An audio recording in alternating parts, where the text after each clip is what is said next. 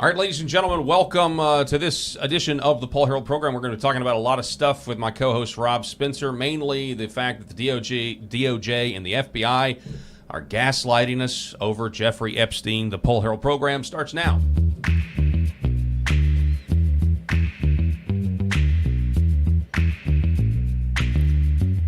The Paul Harrell program. All right, folks, welcome to the show. Thanks so much for being with us. As always, we're joined by my co-host, Rob Spencer. Rob, how are you? Paul, I'm great. It's Monday. It's hot here in Arkansas, but I am glad to be here, my friend. I'm glad that you're here. I'm glad that you're with us. So I've been gone for a week. Yeah, been hanging out on the beach, and let me just say, I've been wanting to kind of rip on you a little bit and be like, hey, listen, we got a show. There's too many things going on in the political world right now, where you are going away. The big beautiful bill gets passed, all this stuff while you're away, and I'm texting you. I'm like, man, we need to be on the air right now. We need to be talking about this stuff. And what are you doing? You're down in sunny Florida, chilling on the beach. It was nice though. I have to say, it was relaxing. Well, great. Hey, I'm glad you got away. But you can shut it. We had some bad weather. Oh yeah, that's right. But then it cleared off. It's like the storm carried all the seaweed out, so it was just crystal clear. There you go. But it was a good time. Well, we're playing catch up today, talking about all these issues. We are. But yeah, we can talk about the big beautiful bill maybe another day or something. Sure. It's all been dwarfed. We had this great Independence Day celebration. We've got a frog in a punch bowl right now. Yeah. We do. It's absolutely nuts. So I talked about it earlier today about this memo that leaked to Axios. Of all people, why did it go to Axios? That's what people have been saying. Actually, Tom Fitton from Judicial Watch, he sued to get documents. So first of all, he sued the DOJ a couple months back, or maybe this was before the election. I can't remember, but he sued them to get the tapes of that special prosecutor, who was interviewing Joe Biden over his classified documents. Feeble old man, well-meaning. Yeah. Right. So he, while they were in court, according to Tom Fitton, while they were in court, somebody at the DOJ leaks the tapes to Axios. So he goes on Bannon earlier this morning, and he says, we're in the midst of an FOIA lawsuit trying to get the Epstein documents. And what happens? Have another leak to Axios, this leftist website, this leftist news site. So he's noted the similarities there. And it's extremely frustrating. And right now there is a level of gaslighting where we're supposed to believe that not only did Jeffrey Epstein kill himself, because they're doubling down on that, we're now being told that they've done the investigation and there is no client list where there's enough evidence where they could bring charges against the people that Jeffrey Epstein trafficked to, which also now leads to the question, why is Ghislaine Maxwell in jail at all? If there's no list, there's no trafficking, no one did anything wrong, so he killed himself in vain. Killed himself in air quotes here. He has killed himself in vain. And Maxwell, Ghislaine, is that how you say her first name? Yeah, Ghislaine or Ghislaine, I don't know. Ghislaine, whatever. Regardless. So she's in jail. I mean, she's got a great defense at this point, right? Because she hasn't been to trial, or no, she's been convicted. She did, yeah. She was convicted. So a great source of appeal here. She was convicted, and then one of the victims said, I think she was sentenced to 17 years, and one of the victims said, well, I've actually been in prison for 17 years, living as somebody who was trafficked by her. And was raped multiple times a day by several different men. And she said in this interview right after the conviction, she said co-conspirators. Yeah.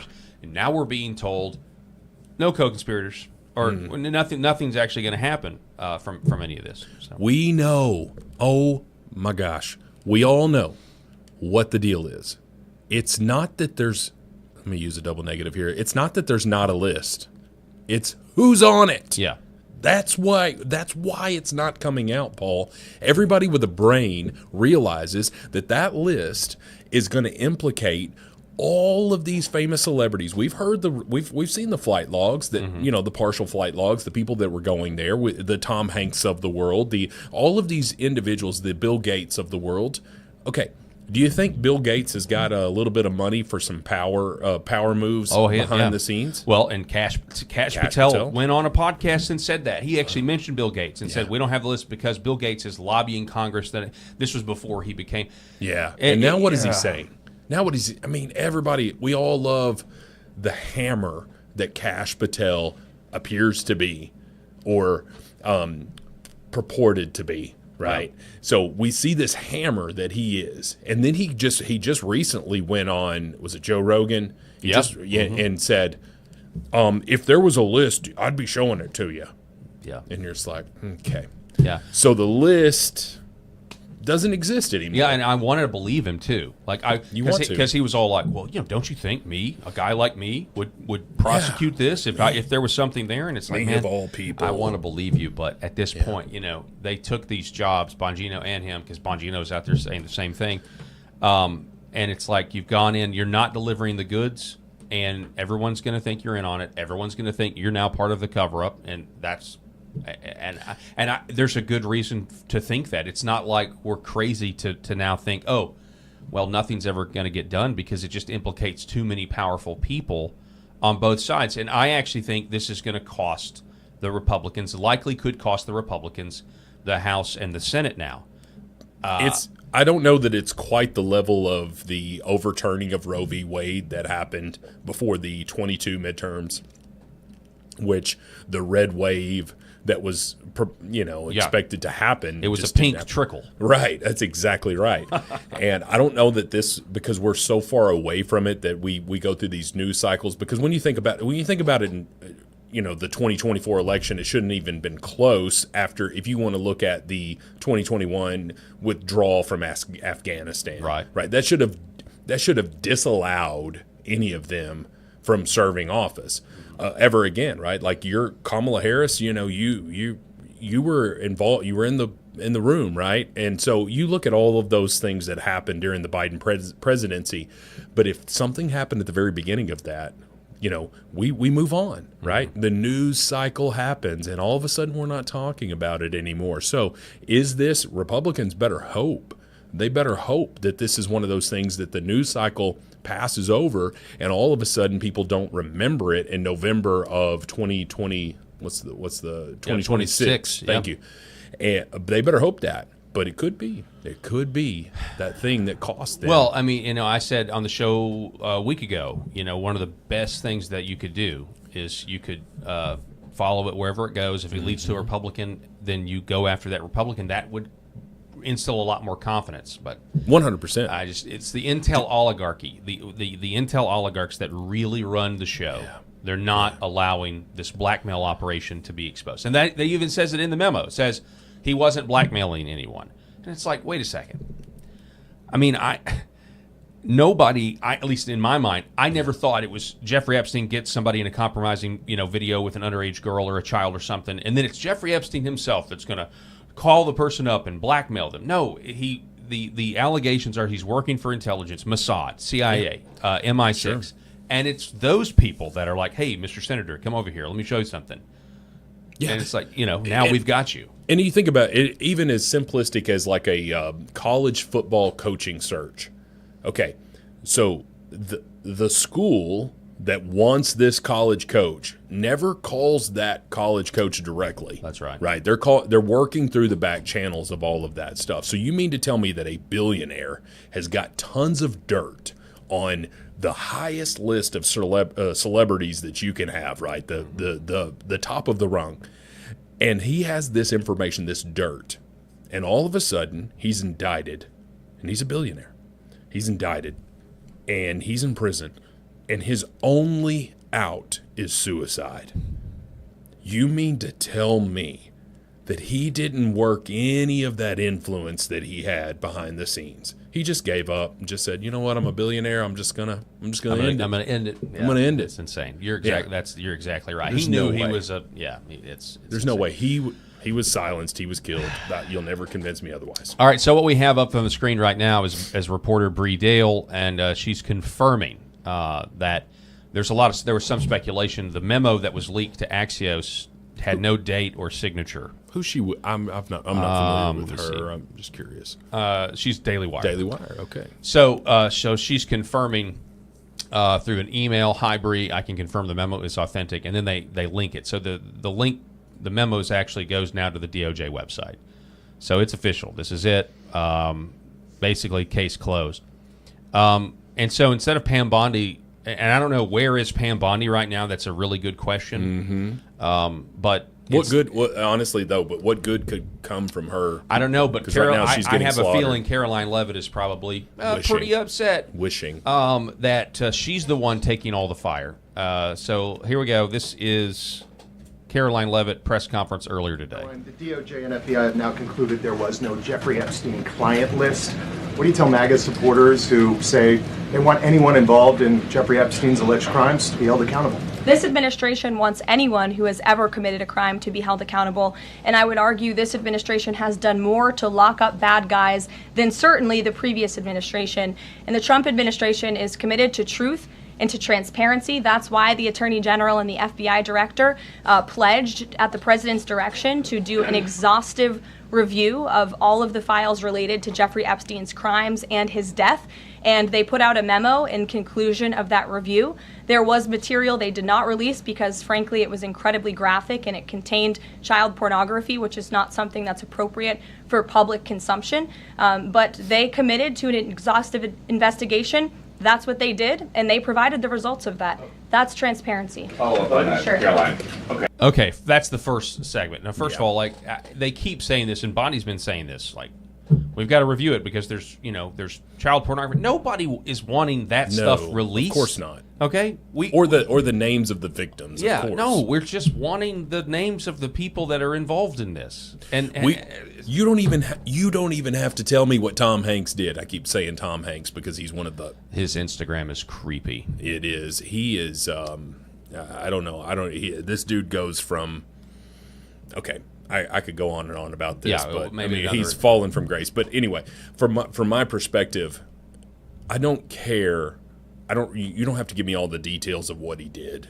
You just need to say, yeah, he did some stuff. Right. And he's on video. And it's stuff we can't show you. Cool. Yeah. Then we'll that fill stuff in our gets blanks presented to in the court of law. That stuff could get presented, in the actual charges, but then it's under seal. And a lot of Ghislaine Maxwell stuff is currently under seal. Right. The evidence that was used to convict her under seal. Anyway, more from Caroline. Okay. So the FBI looks at the circumstances surrounding the death of Jeffrey Epstein.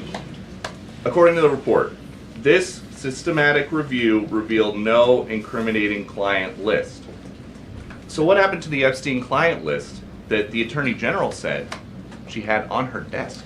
Well, I think if you go back and look at what the Attorney General said in that interview, which was on your network on Fox News. Got the quote. Go ahead. John Roberts said, DOJ may be releasing the list of Jeffrey Epstein's clients. Will that really happen? And she said, it's sitting on my desk right now to review. Yes, she was saying the entirety of all of the paperwork, all of the paper in relation to Jeffrey Epstein's crimes. That's what the Attorney General was referring to, and I'll let her speak for that. But again, when it comes to the FBI and the Department of Justice, they are more than committed to ensuring that bad people are put behind bars. They have an operation going on right now called Summer Heat, which has our... All right, so she was ready for that one. The FBI is arresting huge rings of human traffickers. There's no doubt about that. That is happening. That's deflection. It's a deflection. It's a look over here, look over here. Now, Caroline Leavitt is really good. Her and Kayleigh McEnany are. Yeah, they were good. It's just about as good as you could be. And for her role in it, Jen Psaki was an incredible deflector back in the day. None of them were as terrible as Sean Spicer. Remember him? He had the short-lived first one or whatever. Yeah. And then KJP, who got up there and just literally lied every time. But we also have to mention, Sarah Huckabee Sanders did an amazing job. She was incredible, too. She was good.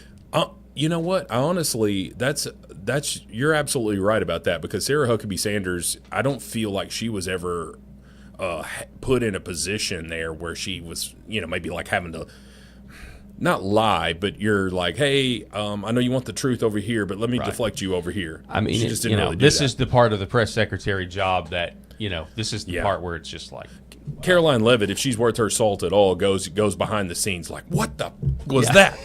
Somebody, Peter Ducey of Fox News, like he's supposed to be on our side. She said. I mean, it's the thing is, it's the clip that's been making the rounds. I've got the list on my desk. You know, the question was specifically about the list. She said it's on my desk. Yeah. Okay. This is the big leagues. All right. You're the Attorney General of the United States. And she did that whole stunt with a binder, which now, and we've got this Liz Wheeler clip we're going to play in a minute, because she was actually one of the conservative influencers that was called to the White House. Yep. And it was one giant big nothing burger, but it was phase one. Phase one. Epstein disclosures phase one, and phase two is the big cheese. Yeah. Yeah. It was supposed to be the Big Bang. Right, but it's not. It's not the Big Bang. It's the big nothing burger. You're absolutely right. And when you think about it from this perspective, I get it. Caroline Leavitt is doing. What's she going to say? You know, like, I mean, what could she say? Yeah, I agree with you, Peter. Pam Bondi is really screwed up there, and you know, I mean, she can't say that. Well, so right now there has to be some sort of an assessment going on at the White House with Pam Bondi. I would imagine there has to be, because this has blown up the internet. Mm-hmm. It's going to stay, I think, in the news cycle, at least on X and other places for a while. It's going to dominate the news cycle. You've got conservatives and liberals both pissed off about this. Yeah, absolutely. You know? So it's not going away anytime soon. And so there's a huge amount of political capital that Trump has now lost in a day. Yeah. Because somebody leaked this to Axios. It was probably not ready to come. I mean, I guess you could, you know, whatever. Yeah. The DOJ is not monolithic, and you just got to think: are they going to actually assess this? And are they going to do something about this? What's Trump going to say? I haven't heard anything from Trump yet. He's inevitably going to get a question on this. He's going to get a question about it, and he's gonna defer it to, you know, like, hey, well, I'm talking with Pam about you know, about this stuff or whatever. I have not seen the files. You know, we'll have to get, like, he'll give one of the rare politician answers there. I don't think he's going to come out and be like, you know what, I'm mad too. Yeah. You know? Well, that would be nice. It would be nice. But I think when you've got, going back to what I just said, when you've got liberals and conservatives both pissed off about this. Now, liberals are anything that makes the Trump administration look bad. They're great. I don't think that they care. Yep. I don't think they care about that because they weren't talking about it over the last 4 years. No, they were perfectly fine voting for a guy who, you know, sniffs little girls. That's exactly right. So. Sniff those little girls, sniff this hair, all of this stuff. Yep. Absolute creeper. But all the while talking about, you know, Trump and that crazy woman in the Bergdorf, you know, dressing room. What's her crazy face? Do not get that. I've lost. She's the loony. She said rape was sexy on Anderson Cooper. What's her name? Yeah, but anyway, she got the lawsuit. Jean Carroll or E. Jean Carroll. E. Jean Carroll. Yeah, she's a loon. But anyway, they're screaming about that stuff while voting for you know this guy with all of these allegations against him. But anyway. My point of it, when you've got liberals and conservatives both against you, this thing's not going to go away. Mm-hmm. And for the most part, I'm not going to speak for the liberals because I mean I've seen too many of the liberals over the last couple of days just absolutely ecstatic that white Christian girls were swept away in these floodwaters. Yeah. I mean, sadistic, evil people. I'm like, there is no redeeming quality for you. Mm-hmm. There's none left for you. I saw some of those. You sent me one of the TikToks too, and I saw something else on Twitter about it. Talking about how they basically got what's coming to them because they were at an all-white Christian camp. You're like, oh, and you're in Texas, which votes for Trump and all of that stuff. But my whole point of it was bringing up the fact that let's just take the liberal side of it. Let's take the conservative side into play. You got conservatives that are ticked off at this administration. And the reason is because the majority of us who are adults, Christian conservatives, we have children. Mm-hmm. And sex trafficking of minors is something where politics go out the window. They should. 100%. I don't care about any of that. All I care about is, are you doing something to protect children? And you have this evidence against all of these people who were complicit and engaging. It wasn't just Jeffrey Epstein and it wasn't just Maxwell. Mm-hmm. They had to have clients for that to make for this whole circle or for this whole thing to turn, the globe to turn, you had to have clients. So don't tell me they don't exist, and don't tell me you don't know who they are.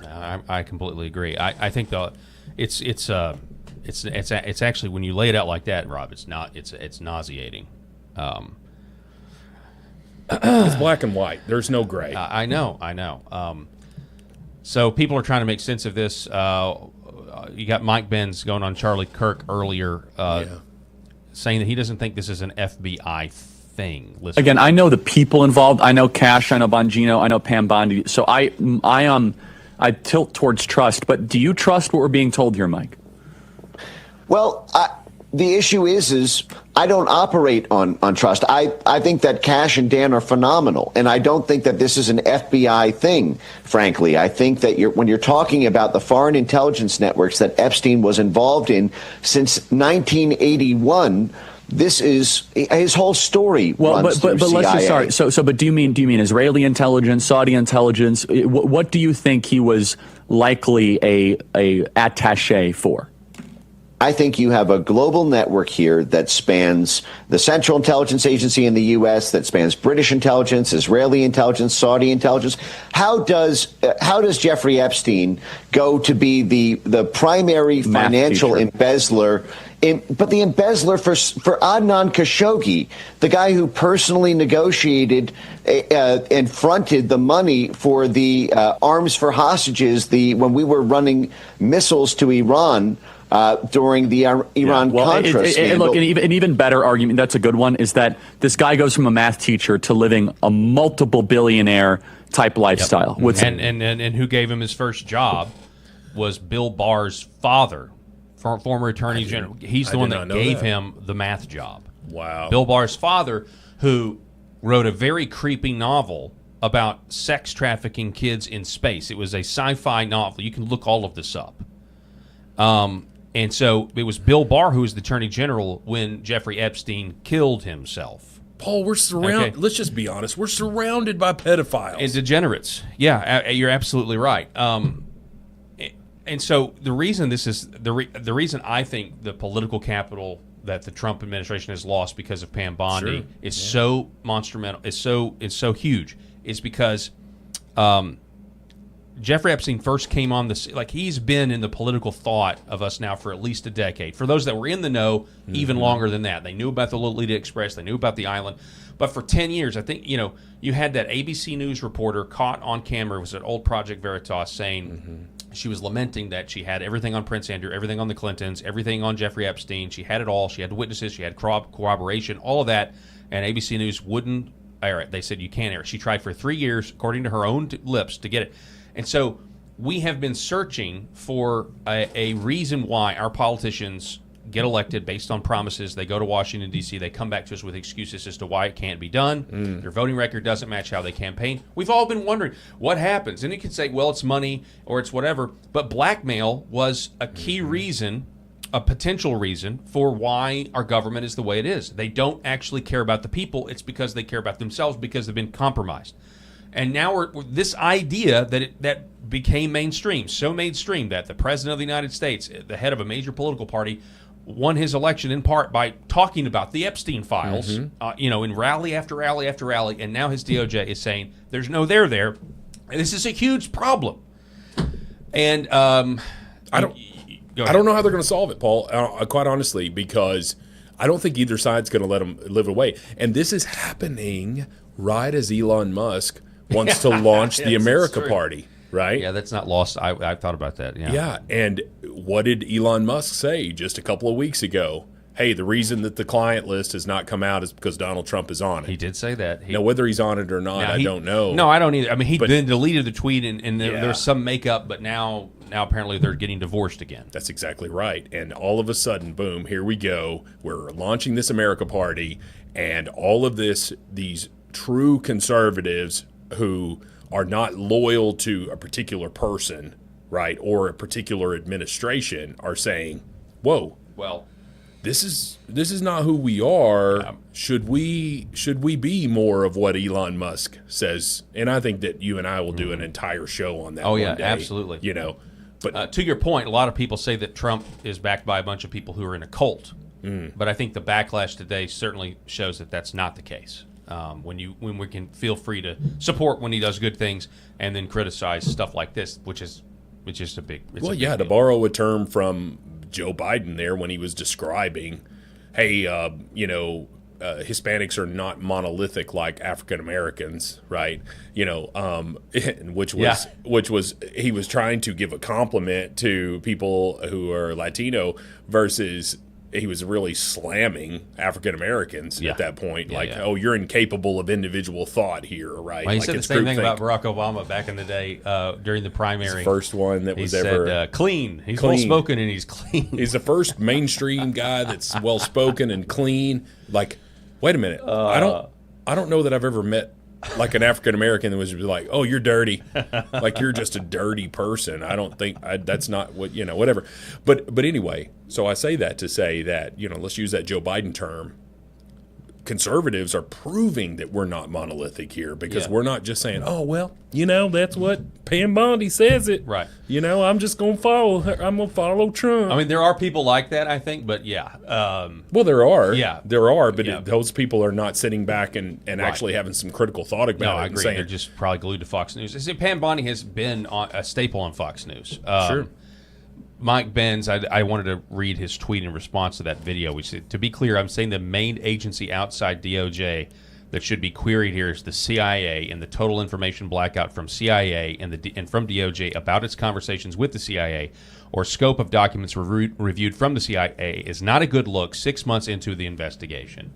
Let's be honest, it's a lot longer than 6 months into this investigation, but it's 6 months from a fresh look. Yeah. Right, because Epstein, did he commit suicide in, was it 2018, 2019, yeah. So the dude's been dead for, almost 6 years, and, Trump, somebody's been looking at this ever since, and they were looking at it prior to. So don't give me this crap. I don't understand why they wouldn't just say, we lost. I guess you can't. If Bondi hadn't come out and said, we got truckloads of documents that they're, you could have just said what Tim Burchett said, we'll never see the list because it's destroyed. All evidence of this crime is destroyed. It's all gone. And that's probably the truth. Yeah. Like that, I would hate, that would be a lot more acceptable, believable after you had 4 years of the auto pen administration. Yeah. Come out and say, hey, we are only as good as the information that we have available in front of us. And if, in my professional opinion, I have an incomplete file to look at. But we're going to keep researching. We're going to keep looking. But that's based off of. But Bongino and Patel could have done that. They said, I saw the file. He didn't kill himself. Trust me. It's like you saw a file prepared by not your people. Say that. That's ridiculous. Say that, and then you're speaking to that base. But you're also saying what could be, hopefully, the truth in that, well, there were a lot of liberals, a lot of Democrats on this list, and although there were a few Republicans, there was no way in the world we could release that list because of the detriment that it would be to our party. Well, okay, let's just say I'm trying to think rosy side I know.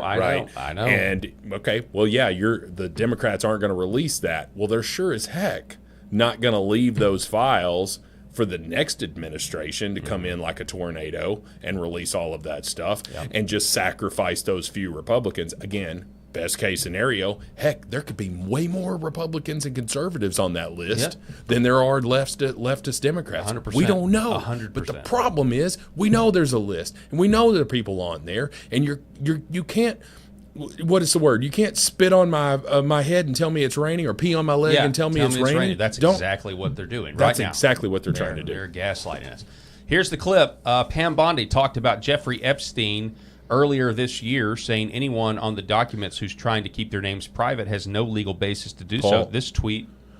I'll tell you this before you play this. This might be her basket of deplorables moment. Oh, yeah. On a much lower scale because she's AG versus a presidential candidate, but December 6th, 2024. I want to know why AG Garland and the Justice Department are so quiet on this tonight. They're out there labeling parents domestic terrorists, yet they're saying nothing about this. And these documents were so slow to come out.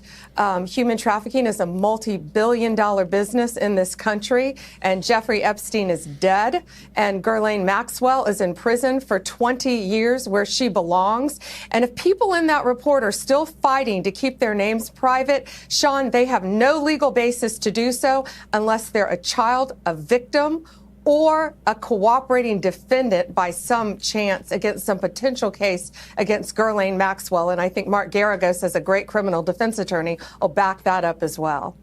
And now we're told there is no list.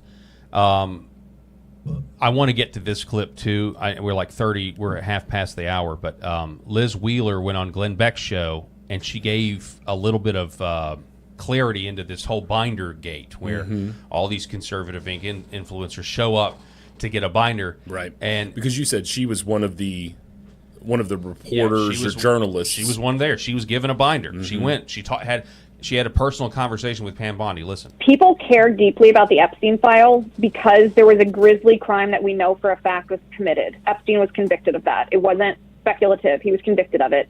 People feel that there's evidence of a cover-up. We're not inventing a conspiracy. There's evidence of a cover-up of this crime. Pam Bondi, as Attorney General, has exacerbated this trust. And it gives me no pleasure to say this because I like to give the benefit of the doubt to people that are on our side. But going back to that day at the White House in February, I haven't told this part of the story before. Attorney General Pam Bondi, when we met with her, we weren't at the White House to meet with her. We just met with her while we were there. Pam Bondi bragged to us about making that cover sheet on the binder, the one that read the most transparent administration in history. She said she had made it, she had printed it, she was proud of it, she placed it on that binder. Going to call that a severe lack of judgment would be the understatement of the year. There is no way in my mind, and I have tried every way to Sunday to square that behavior with the announcement that we got last night from the Department of Justice. Pam Bondi told us at the time, she said, I requested the Epstein files. The files in the binder were the ones given to me. Nothing was in them, she told us at the time. Then a whistleblower called her, she told us, and said the SDNY was hiding other files. That's the story, she told us, that there's been a deep state cover-up. So at the time, after we were given these binders, we waited, right? You give your side the benefit of the doubt. Maybe Pam Bondi will come up with the goods, even though the rollout was botched, to say the least. But this is another thing I have not discussed publicly before. She said she had not seen the SDNY documents at the time that she was telling us about them. I asked her directly that day in the White House.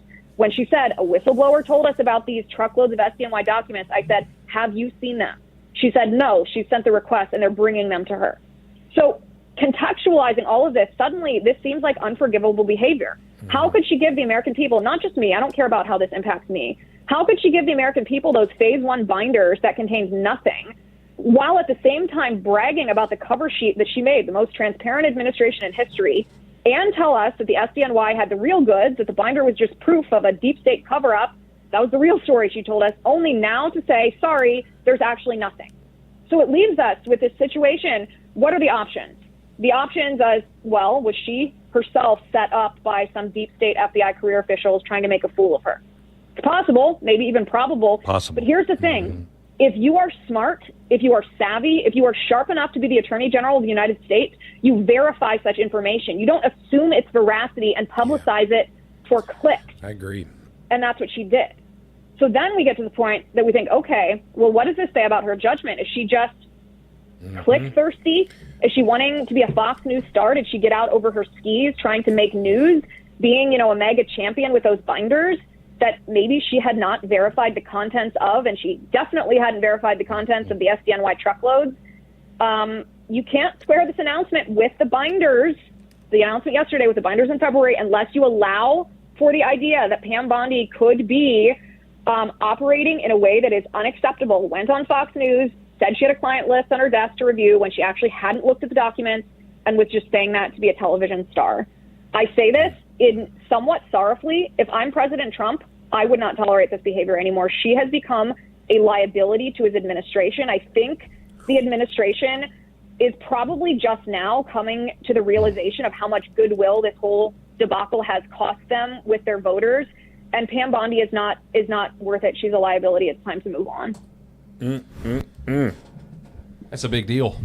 She said a lot. right there. Yep. You know, I mean, she walks us through the entire thing, and if you're not familiar, she's talking about the Southern District of New York, which is as liberal of a entity, law enforcement entity as there can be. Right. Corrupt would be the corrupt would be the operative word. I think sometimes those things go hand in hand. But anywho, she's telling us about, hey, here's this big nothing burger, right? We're giving you this big nothing burger while bragging on the cover sheet. Hey, we're the most transparent, da da da da da. And then you open it up and it's blank pages, essentially. Yeah. And you're like, oh, but yeah, we're transparent, and this is proof of the cover up.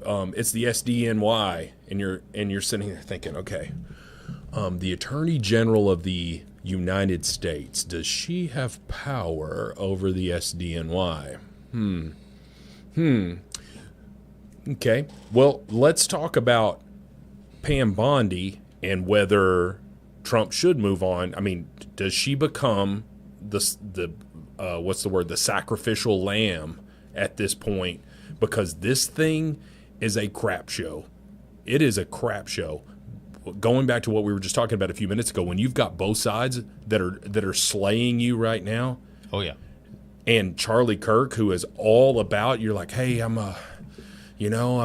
know all these people, so I lend to trust. What he's saying is, I got a hard time believing this crap too. On that point, she was walking us through the binder debacle and how it was a big nothing burger, and everybody. Matter of fact, all those conservative influencers were made fun of and ripped on. Oh yeah. For even going. Yeah. And participating in what was just a massive farce. But so that blew up in her face, the Bondi's face, and so she immediately puts out this order to Kash Patel demanding that he go get the. And at the time, I was thinking, if that's true, there's this whistleblower that comes forward and says, "Hey, there's a treasure trove of documents in the Southern District of New York," and then Kash Patel gets this order, and I remember thinking to myself at the time, like, Kash Patel, I wonder if he thinks this is all BS, and he's kind of been brought into this where he had nothing to do with the assembly of the binders. He had nothing to do with this mess that Pam Bondi created that blew up in his face, and now he's being brought into it. I did think that at the time, because now, I mean, I don't know. It's just so strange to me. If you take a more skeptical view of Pam Bondi, like let's assume she went in to cover this up from the very beginning. Okay. And they were going to use conservative. If that was the case, then the binder situation is we're going to use these conservative influencers to try to bookend this. We're going to give them a bunch of public information, but we're going to make a big deal out of it, and maybe people will forget about it. Maybe this will pacify the right, which was obviously preposterous. It blew up in their face. Maybe, I don't know, Paul, because I mean, think about it. After that debacle in February. I mean, we heard about it for a little bit. It was in the news cycle, right? But what are we talking about lately? We're talking about the big, beautiful bill. We're talking about, Jerome Powell. Will he be fired? Or Trump. I guess Trump can't technically fire him, but he can ask for his resignation and all this stuff. Like, that's what we've been talking about over the last few weeks. We hadn't really been talking about that crap that happened in February until this DOJ memo gets leaked. Yep. And now all of a sudden, boom, we're trying to put the poop back in the horse at this point, and we can't really do it. Yeah, and it's been made much worse because the DOJ releases this video, the one that was teased by Bongino a couple of weeks ago on Fox or a month or so ago or whatever. And they're now people have noticed that there's a minute of this video that's missing. Alex Jones says that this is intentional to make Trump's administration look like they're part of the cover-up. But at this point, it looks like a cover-up. I don't care. It looks like a cover-up. The whole thing looks like a cover-up. If you've got a conspiracy of a conspiracy of a conspiracy, at some point we're a little too deep. Yeah, I saw him tweet that, and by the way, he's right a lot of the time. But sure, at this point, it's like, okay, if that were even true, Donald Trump, it's your administration. People are you're either going to do it or you're not going to do it, and you're either going to make these people do it and say, I don't care what the CIA says, I don't care what the intel oligarch says, and you'd think that a guy that was shot at and survived would be willing to essentially burn it all down if that's what it takes. Like, I don't care anymore. Because to your point, we're talking about children here. Of course. And and you believe that, I mean, obviously Pam Bondi has children. I mean, these people, I'm assuming she has children. I don't know that. She's almost 60. But at the same time, like your children were not the ones who were trafficked. Mm-hmm. So your sympathy and empathy. Your empathy can only go so far, because it wasn't your children that were in the crosshairs. It was some poor child, and it's the same thing that goes back to like when we're needlessly sending all of these people to war. Yeah. Right, and it's because it's not your child, not Lindsey Graham's child. Right, going to war. It's not your child going, and so we don't have this same level of care that we should be having for all of this stuff to say that, good grief, these women, these girls were either kidnapped and in this sex slave, or they were manipulated into like their you pull them from the rungs and all of this stuff. But regardless, it was wrong. They're participating in something they don't want to participate in. You keep them drugged up and you do all of this stuff. And there were celebrities that went to this island, these big time people who went to this island and mistreated these children, and all of a sudden we're lying about this crap. We're deleting a minute worth of footage. Both guards fell asleep for some reason that night, and there was all of a sudden there was no cameras, there was no footage. Yeah, and so they've changed the story for he's been dead 5 years, and then all of a sudden they say, oh, actually, there is footage. There was one camera that was working, and I don't know if you've seen the advancements in AI in the last 5 years. That could be AI easily. Oh, yeah, because it comes out conveniently 5-6 years after. Easily. Right. That this couldn't even be real. But anyway, it's if you'll, almost 6 years later. Notice 11:58:53, and watch what happens. Oh. It literally, you're missing a minute. Now, I don't know if a minute is enough time for somebody to go in there and kill Jeffrey Epstein. I have no idea. I would imagine there are plenty of special operators in the world that could do that. could kill someone in a minute. Or I mean, honestly, let's just you wouldn't even really, if you're going to delete a minute of that, I wonder if that was an error in editing, because all you got to do is manipulate the timestamps. Yeah, that's true. You know? It kind of goes against my AI argument for sure. No, but it could be AI, but you know. Yeah. You know how AI would get a little funky sometimes with hands, right? You know, and stuff like that. So maybe that's, I don't know. But we're left to wonder about it. And we were told that there would be a payoff, and there's been no payoff. Yeah. There's been no payoff. Right. You're lying to us. Yes. The government is lying to us. Oh, gosh, perish the thought. Breaking news. Yeah, but in this time, they're lying to us about the abuse and sexualization of children. And so they're not going to get forgiveness for that. And that's what I'm saying. Like, this is potentially the midterms right here. It really is. It is. This is potentially Trump getting impeached. This is July. Because if they lose the House and the Senate, they're going to impeach him again. Oh, my gosh. I mean, I guess if you're Trump, you've got to be looking at Pam Bondi now and being like, what in the world did you just do to my administration? Mm-hmm.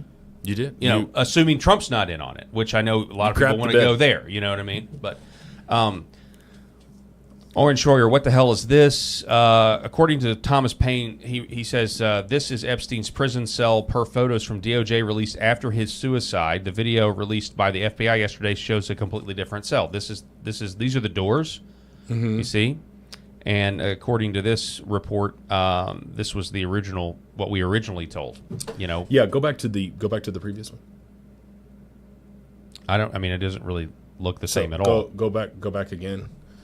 So the side, I know I'm pointing to the screen. So look to the side and the 46, cell number 46. Yeah, that's 280 or something. Right. So it's like 280, but there's like a whole side panel that's the same color as the door. You see that where the 46 is on the right? Yep. That doesn't exist. Yeah. Assuming this is accurate, these are apparently both Epstein's cells. Goodness. How stupid do they think we are? They think we're stupid. They think we're stupid. Ridiculous. That's for sure. Anyway, speaking of stupid. Yeah, speaking of stupid. This guy. Oh, we needed a segue. Yeah. We needed a segue, and we've got it. Oh my gosh. So we'll call this, I don't know. This is a new segment. We could call it like instant karma. Yeah. But I think we should stick to the Bible and just call it "You reap what you sow." You reap what you sow, dumb criminals. Yeah, I think that's what. So here's a Houston man stealing designer glasses from Neiman Marcus. when cops got there, he fled and jumped from the second floor into the ice rink, and he broke both his legs. Okay, and there's no, I mean, you watch this video and it's exactly what I ain't gonna keep covering it. Stop playing with me. Stop playing. Damn, feel me? Few moments later. You gotta lighten the mood here. Watch it. Here you go. Here you go. And wow! No.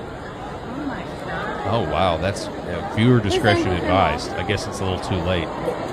I want to throw up at this point. I like how the guy just skates in like. I didn't realize I didn't realize what I was watching. I didn't have any depth perception of how far the ice was from the railing until he actually dropped. What did he think was going to happen? You fell. You jump from the second story into an ice rink. Yeah. Did you just think you were just going to start skating away? I do think there's something to be said about video games and Marvel movies.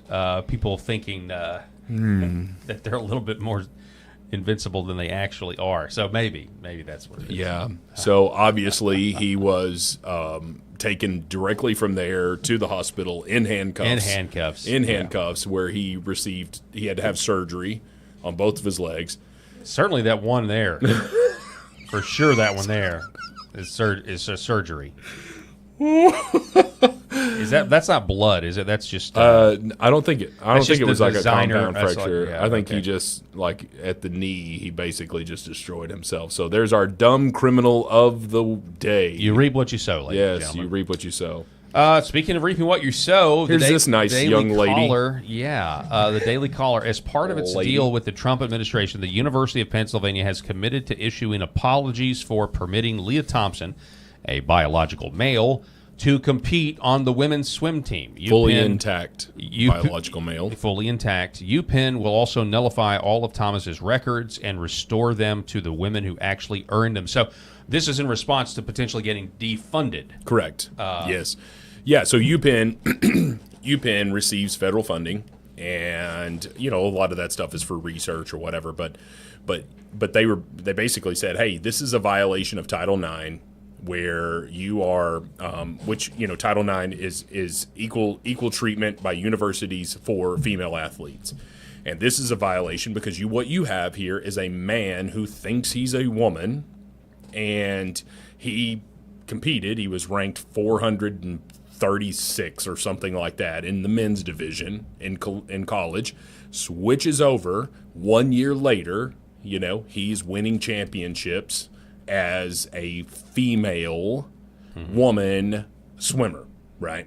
And so what they said, the Trump administration, rightfully so, said, hey, you know what? Your funding, we don't have to give you that. When you're violating federal law here, we're not going to give you federal funding. And so all of a sudden, you see UPenn reversing course and saying, yes, hey, we would love to. We need that money. Yeah. So transgenders are no longer allowed to compete in female sports in UPenn, and hopefully this is something that continues to spread across. Right. We just saw a case where the president of the University of Virginia, as you know, is very left. It's a very left state due to its proximity to Washington D.C., all of that stuff. And so you've got the UPenn hopefully setting this trend, and not only did they have to delete Leah Thomas, that's the name he chose as a woman, was Leah. Not only did they have to delete him from the record books and restore, so anybody that finished second against him, right, is now the first place winner. Yep. Okay. And that would include Riley Gaines, right? Gaines. So Riley Gaines was, she was a University of Kentucky swimmer, right? So they can basically remove Leah from the UPenn record books, but they can't really do much. I mean, so the NCAA, they would have conversion. I'm not really sure how all that would work, but essentially, the big key was any female athlete who had to share a space with a woman who has a penis, they received an apology letter. an actual apology letter, like on behalf of the University of Pennsylvania, we are apologizing that we allowed this to happen, legitimizing crazy mental illness. So there are a lot of people, like all the transgender advocates and all of that stuff. Oh, they bit the knee because of money, and Trump's a tyrant, and Trump's this and that, and you're like, or if you have a penis, you shouldn't be competing against women. Yep. Because I've said this before, I'm 45 years old with terrible knees. My wife was an all-state athlete here in the state of Arkansas in volleyball. She is an incredible athlete. If her and I go out here and we were to have a foot race, as long as it's short distance, she could beat me over long distances. But if it was a short distance, a sprint, I could beat her. I'm going to beat her. Yep. Okay, because inherently men have biological advantages. That's right. Right? And so certainly a 21-year-old swimmer, who was a man last year, is now a woman this year. That's right. Is going to beat these women because, I mean, we've talked about it with racing, sprinting like a Olympic, 100-meter dash and all of that stuff. The fastest woman, Sha'Carri Richardson, is, oh my gosh, we'll need to look at some videos of Sha'Carri Richardson. She is incredible, by the way. She's bad A. She's as fast as she's ever been. She's a second slower than the fastest man, right? And Usain Bolt. A long time. And a second is forever in racing. Yeah, that's really interesting. Yeah, to your point, also, like my wife, she played tennis in college, and when we met, I didn't know how to play tennis. I had played maybe a few times or whatever, and so we started playing tennis together, and she beat me pretty good. But once I actually figured out how to play tennis, I destroyed her every time. And then there was John McEnroe. He goes on CBS News. You remember that with Serena Williams, and she's like, well, I would beat Serena Williams, or he said something along those lines. And Serena, like, how dare you would say that? Yeah, Serena actually said, I mean, if I played against a man, I wouldn't. I would be way down and be like ranked number 400 in the world. Yeah, she said if I played against the number one tennis player, I can't remember who it was at that point, but let's just say Djokovic. He would beat me 6-0, 6-0. Yeah, like it would be a slaughter. Right. And in fact, Venus and Serena Williams played against the 200th ranked men's doubles team. Right. So number one women's versus the 200th men, and they beat them. Yeah, the men beat them. I'm sure handily. I don't know. Right, and I don't know what the final score was, but regardless, and we're not trying to degrade women. What's crazy is like we're even having to have this discussion, and that's it's just nuts. Yeah, if you would have let's get in a time machine and go back to 2010, right, 15 years ago, and say, hey, by the way, this cryptocurrency thing is going to take off. So go ahead, go ahead and buy the Bitcoin. Go ahead and buy that stuff, right? Yeah. Like you're going to be a billionaire one day. But just so you know, in the future, you may have to check to see if your date has a penis, because in the future, men think they're women, and they and you're like, oh, wait a minute, you're talking about a transsexual? No. No, they're not getting anything cut off or anything like that. They are simply just putting on a dress and, maybe getting breast implants or whatever. And you're a bigot if you don't go along with it. You're a bigot. You're a transphobe, right? Which means that you're afraid of them. Like, no, I'm not afraid of you. I just prefer that my women, whoever I date or whatever, not have a penis.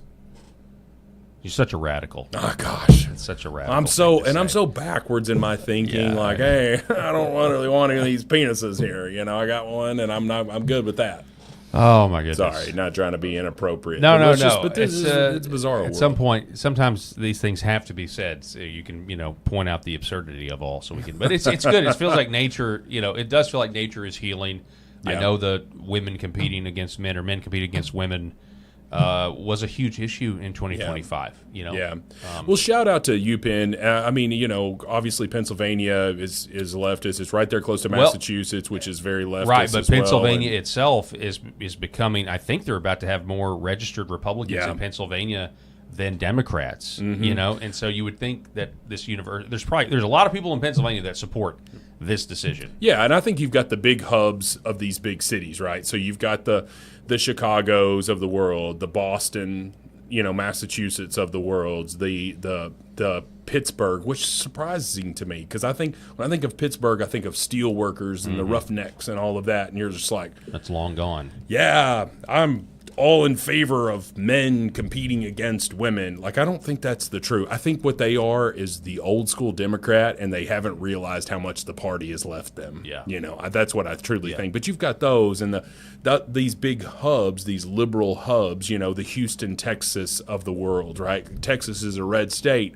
Houston couldn't be bluer. Right? I mean, we saw that person affiliated with the city of Texas. Yeah. So the Houston, it was a doctor in Houston that said, "Hey, wishing all these flood victims well, except for MAGA. If you voted for Trump, good riddance to you." And you're like, "Wait a minute, you're a pediatrician, and you're wishing for kids to die because their parents may have voted for Trump?" I know, it's insane. Yeah. So you mean to tell me that you would look at it and say, well, it's because Trump voters have no morals, and they feel like, okay, so you're saying it's okay to lose your morals because you think that Trump voters don't have theirs. Mm-hmm.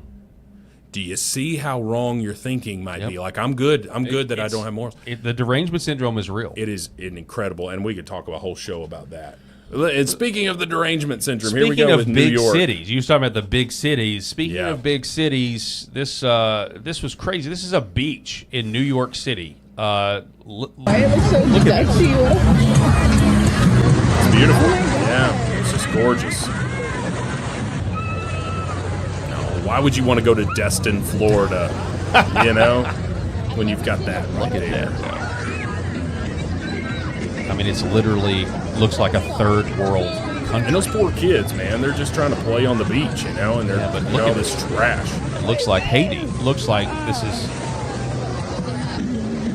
this looks like the poorest country in the Western Hemisphere. Yeah. Like, if you told me this was a beach on Haiti, I would have no choice but to believe you said that. But what have you have? Oh, and the token fight. Run! Damn. I hate to say this, when you've got unchecked illegal immigration, this is what you're going to get. That's exactly right. Because I think the true New Yorkers, walking out there like, hey, how dare you? We're that's more of a Boston accent. Well, listen, that's what I came up with. This is Boston. I'm from South Boston here. I don't know. But whatever those hardcore Brooklyn, the people that go to work every day and all of that stuff, they have to see this crap. Have they left the city by now? That's my question. How many New Yorkers? Anybody that can. Yeah, and you got to think, if this Marxist mayor actually gets in, how many people are going to flee? Well, and so they're talking about the people that can afford to leave, and the people who are too gullible to realize that he's a Trojan horse are the ones that are voting for him. Yeah. The real people, the real New Yorkers. And who would have ever thought, if you would have flashed back 2 years ago, who would have ever thought that the only savior that exists right now for New York City in the mayoral race is Eric Adams? Yeah, that's crazy. As an independent, he's the only one. Now, Cuomo might try to jump in there, but I feel like he's going to take more votes from Eric Adams, if he tries to jump in as an independent, or form his own party. I think he's going to take more than Mondami or whatever his name is. Yeah, it's pretty crazy. Like, New York, you kind of wonder what Donald Trump thinks about all this. Like, he's, maybe the last from that last generation of New Yorkers where it was considered a great American city. Oh, yeah. And now, what we just saw and where they're going, there's no way I would ever want to go visit New York for any sort of, recreational. Sure. I went there when I was much younger, when I was a senior in high school. I was I went to New York and did the whole touristy thing. And it was, wow, this is an incredible city. I remember thinking that. Mm-hmm. I wouldn't want my family to go anywhere near that city. Well, think about if you wanted to go see a Broadway show. There's enough touring Broadway shows right now. Yeah. You don't have to actually go to Broadway. Yeah. You save a lot of money. Yeah. Save a lot of money. It'll be a lot safer. Yeah. And I'll just do Google Earth and just tour the city that way on my computer. Yeah. There you go. Yeah. All right, so I think that wraps it up. We had some more stories to get to, We'll get to talking. but we'll end it right here. How about we'll do one more story? Oh my God! Yeah, the director of. Let me see if I can get the full headline in there. There it is. So the director of the new Superman movie, James Gunn. James Gunn was the director of Guardians of the Galaxy in the Marvel Universe. He was fired after Guardians of the Galaxy 2 because he had some very weird tweets about that were very pedophile coded. They were like, that's being generous. That's right. Yeah. Then they brought him back for some reason. I don't know. Maybe it was like that CNN guy that. Jeffrey Toobin that masturbated and got brought back after. But the director of the new Superman movie decides to burn it to the ground before it even releases. He says, so James Gunn told Variety that the new Superman movie that people are thinking about going and watching, is about an immigrant that came from other places and how we've lost the value of basic human kindness. Yes, it's about politics, end quote. And there you have it. There you have it. But let's not go ahead and get with the chick from Snow White there. What's her name? Rachel Zegler. Yeah. Yep. She destroyed that movie. Of course, that movie was horrible. But. Well, folks like me, I've got a 6-year-old daughter, and she's not even been tempted to watch it because, whatever. Where we stay away from the wokeness in our house if we can. But at the same time, you've got this thing that's about to come out, this reboot of this, national treasure known as Superman, and you're just going to burn it to the ground before the box office is even open. Yep, that's exactly right. As soon as I saw that headline, I immediately thought, I cannot wait to see what Nerdrotic says about it. If you don't follow Nerdrotic on YouTube, you need to. Never heard of him. He's incredible, and he's says like comics and all that and pop culture. Basically, like his specialty is to highlight how the woke crowd takes intellectual property, tries to resurrect it. You'll see it with Indiana Jones or the Snow White reboots or Star Wars or whatever. How they've destroyed all these IPs, and that what they do is it's an evangelistic tool, or at least that's what they're trying to use it as. We're going to get something that's popular that we know people will like. They're going to go see it, and then we can put the message. We can put the message, the woke message inside of it. But he's really almost just categorically. Showing the demise of how unprofitable it is and how the fan base completely rejects it. And there is no video series better than him destroying the Lord of the Rings reboot on Amazon and just how absolutely terrible that series is. What are you talking about? Lord of the Rings or Harry specifically? Potter? No, Lord of the Rings, Amazon Rings of Power. Oh, that's right. Rings they did. of Power. I forgot about that. It's $1 billion waste of money, and it keeps getting renewed. And each season is the Lord of the Rings fan base is so united, and it's just incredible. The videos that he makes, like I get to where I don't watch Rings of Power. I just watch Nerdrotic.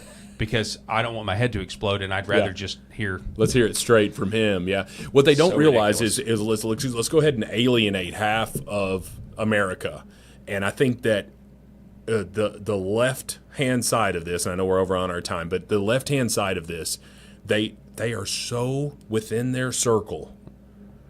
And we've seen it right now with all the 4th of July videos that have come out and just said, I can't believe my parents invited someone who voted for Trump to this barbecue. I'm not going out there. I won't be shooting fireworks. I won't be celebrating the 4th of July.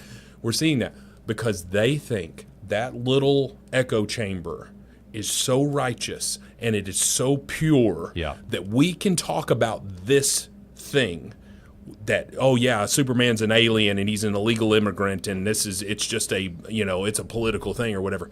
And we will still do just fine without the other half. Yep. Okay? Yeah. No, you won't.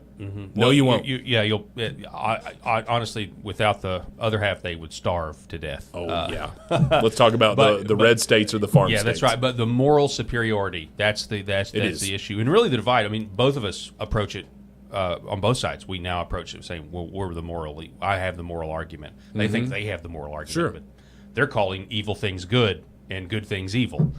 So anyway, Rob Spencer, I'll give you the last word, sir. Then we got to go. Well, I'm glad to be here. I won't be here tomorrow, and I know that you've got someone in. We're getting my tattoo finished up tomorrow. But I will just tell you this: no matter what side of the political aisle you are on, question everything. question everything. Don't just follow the herd. Don't just watch Fox News and be like, hey, we're good.